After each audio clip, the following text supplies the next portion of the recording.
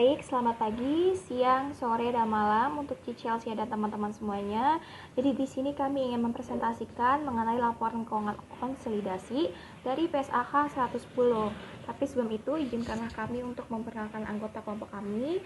Jadi yang pertama ada saya sendiri, Febiana Aurelia, lalu ada Vanessa Jo, ada Felicia Elika, terus ada juga Carmelia Petrosia, dan yang terakhir ada Andrian Ivana.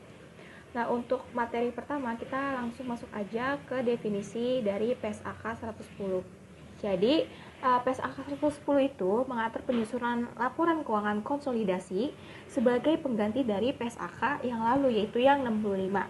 Nah, standar ini tuh memberikan panduan bagi entitas induk untuk menyajikan laporan keuangan grup sebagai salah satu entitas ekonomi tunggal.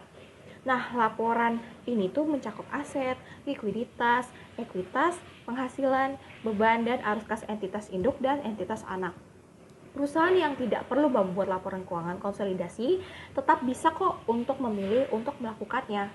Jadi hal ini biasanya tuh dilakukan untuk mendapatkan keuntungan pajak tertentu atau untuk memberikan gambaran yang lebih baik tentang bagaimana posisi keuangan entitas secara keseluruhan kepada investor. Lalu kita akan langsung masuk ke tujuan PSAK 110.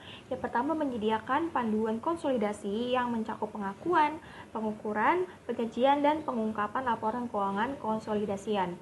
Lalu yang kedua, menyajikan laporan keuangan grup yang menggambarkan informasi keuangan secara komprehensif bagi pengguna. Lalu yang terakhir ada menghindari penggandaan pendapatan atau aset akibat transaksi antar entitas di dalam grup itu. Selanjutnya akan dijelaskan oleh teman saya. Selanjutnya, kita akan memasuki kriteria konsolidasi. Nah, jadi laporan keuangan entitas anak harus dikonsolidasikan jika entitas induk yang pertama memiliki kekuasaan atas entitas anak. Nah, yang kedua, terpapar atau memiliki hak atas imbal hasil variabel dari keterlibatannya dengan entitas anak. Yang ketiga, mampu menggunakan kekuasaannya untuk memengaruhi imbal hasil tersebut. Baik, selanjutnya kita akan memasuki prosedur konsolidasi. Nah, jadi proses konsolidasi itu mencakup langkah-langkah berikut ini, di mana terdiri dari 4 langkah. Nah, untuk langkah pertama yaitu adalah penggabungan aset dan liabilitas. Nah, untuk langkah pertama ini yaitu menyatukan aset dan liabilitas entitas induk dan entitas anak pada nilai tercatat. Nah, kemudian untuk langkah yang kedua yaitu penghapusan saldo antar entitas. Nah, untuk langkah ini yaitu menghilangkan transaksi dan saldo antar entitas dalam grup untuk menghindari penggandaan. Nah, kemudian untuk langkah yang ketiga, itu dilakukan pengakuan KNP. Jadi ini tuh disajikan terpisah dalam ekuitas di laporan posisi keuangan dan proporsi laba rugi diatribusikan kepada KNP. Kemudian langkah yang keempat yaitu goodwill atau keuntungan pembelian dengan diskon. Yang pertama itu goodwill diakui saat biaya perolehan melebihi nilai wajar aset neto teridentifikasi. Kemudian keuntungan pembelian dengan diskon diakui dalam laba rugi.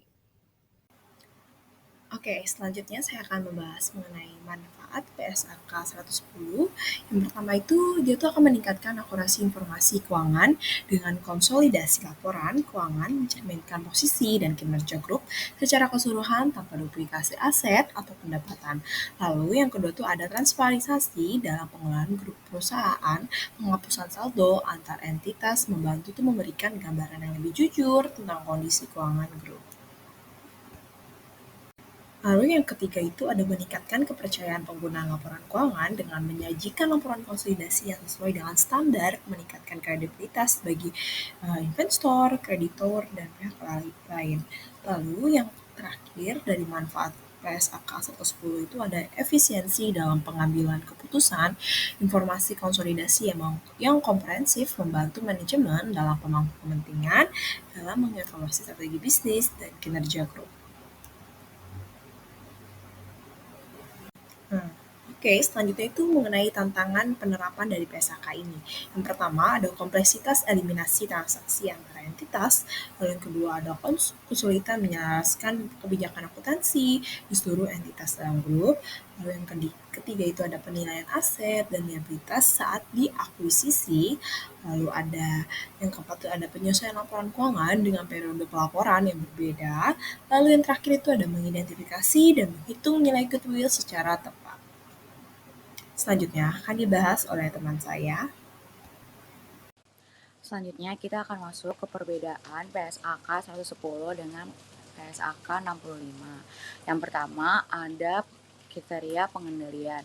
Jadi dalam PSAK 110 itu lebih spesifik dalam mendefinisikan pengendalian dengan mempertimbangkan hubungan antara kekuasaan dan exposure terhadap imbalan hasil variabel.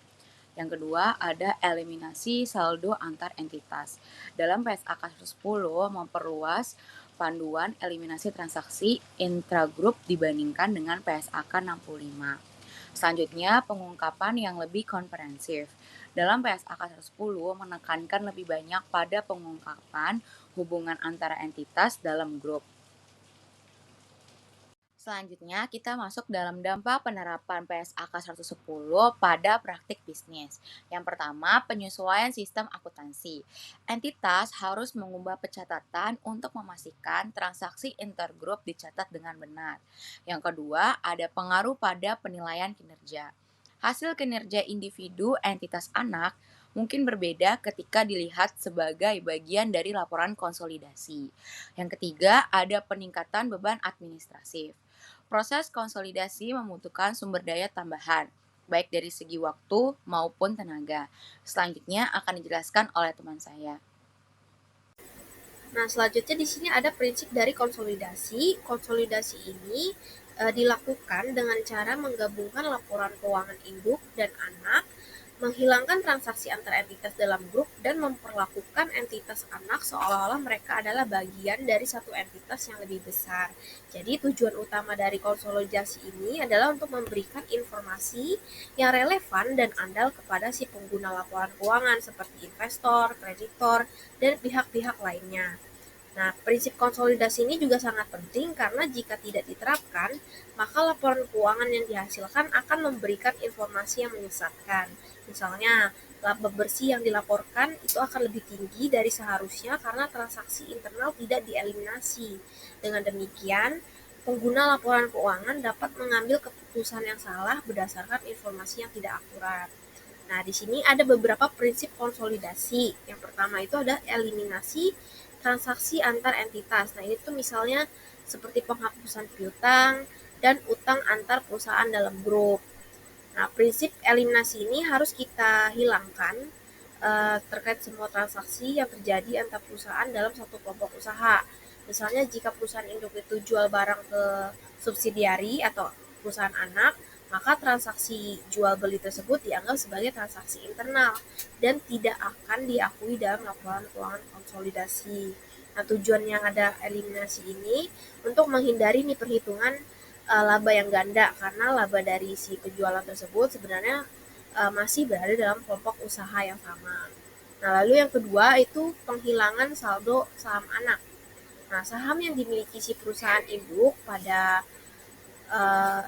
perusahaan anak itu merupakan kepemilikan internal. Oleh karena itu, dalam laporan keuangan konsolidasi, saldo saham anak perusahaan yang dimiliki oleh si perusahaan induk akan dihapus. Nah, hal ini dilakukan karena kita ingin menyajikan laporan keuangan seolah-olah seluruh aset, liabilitas, dan ekuitas dari perusahaan subsidiari atau anak ini sudah menjadi bagian dari induknya perusahaan atau perusahaan parent. Nah, lalu yang ketiga, adanya penggabungan laporan laba rugi. Nah, semua pendapatan dari beban yang dihasilkan oleh si parent dan subsidiari akan digabungkan menjadi satu laporan laba rugi konsolidasi. Nah, dengan demikian kita dapat melihat nih gambaran keseluruhan mengenai kinerja keuangan dari seluruh kelompok usaha. Misalnya pendapatan penjualan dari perusahaan induk dan perusahaan anak akan dijumlahkan. Begitu juga dengan beban-bebannya.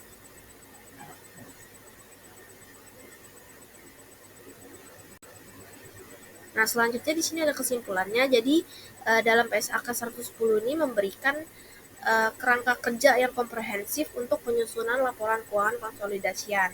Nah, dengan penerapan yang lebih tepat, laporan keuangan itu dapat mencerminkan kinerja dan posisi keuangan grup secara andal, relevan, dan sesuai standar akuntansi yang berlaku. Nah, sekian presentasi dari kelompok kami. Kurang lebihnya mohon maaf. Terima kasih.